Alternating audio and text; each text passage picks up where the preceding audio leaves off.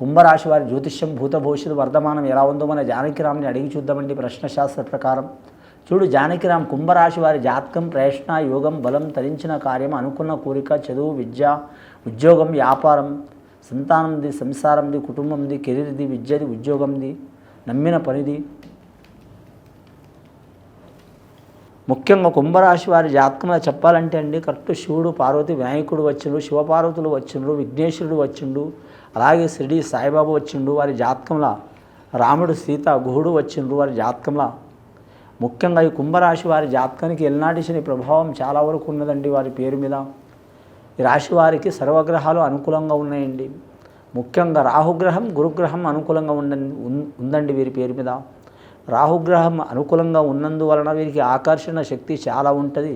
Railway రంగం వారు కావచ్చు, అలాగే మాత్రం ఆర్టీసీ రంగం వారు కావచ్చు, మోటార్ ఫీల్డ్ రంగం వారు కావచ్చు, ఇబ్బందులు వచ్చే అవకాశం ఉంటుంది. అలాగే కొత్తగా వాహనం కొనాలనుకునేవారు, అమ్మాలనుకునేవారు అనుకూలమైన సమయం అదండి. ముఖ్యంగా శ్రావణ మాసం అద్భుతంగా ఉంది వారి జాతక బలానికి.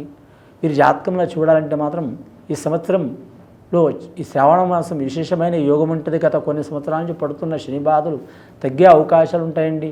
వీలైతే మాత్రం మందపల్లి శనేశ్వరాలయం దర్శనం చేయడం మంచిది. వీలు కాకుంటే షిరిడి ప్రాంతంలో శనేశ్వరాలయం దర్శనం చేయడం మంచిది. అలాగా కూడా వీలు కాకుంటే మీరు ఉండే ప్రాంతంలో మాత్రం శనేశ్వరాలయం శనేశ్వరుని పూజ చేపించడం చాలా వరకు మంచిదండి.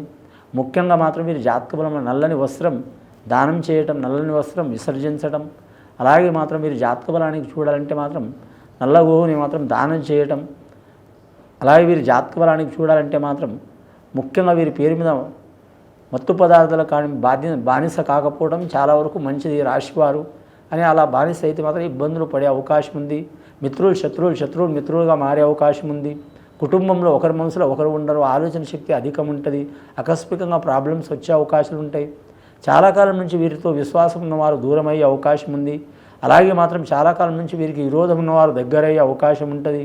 అలాగే వీరి చేతి మీద కొన్ని లోక కళ్యాణాలు కూడా జరిగే అవకాశం ఉన్నాయండి. లోక కళ్యాణం అంటే శుభకార్యాలు కావచ్చు, మంచి కార్యాలు కావచ్చు, లేదా పుణ్యకార్యాలు కావచ్చు, లేదా చాలా కాలం నుంచి పెండింగ్లో పడ్డ పనులు కావచ్చు, విశేషమైన యోగం కలిసి వచ్చే అవకాశం ఉంది.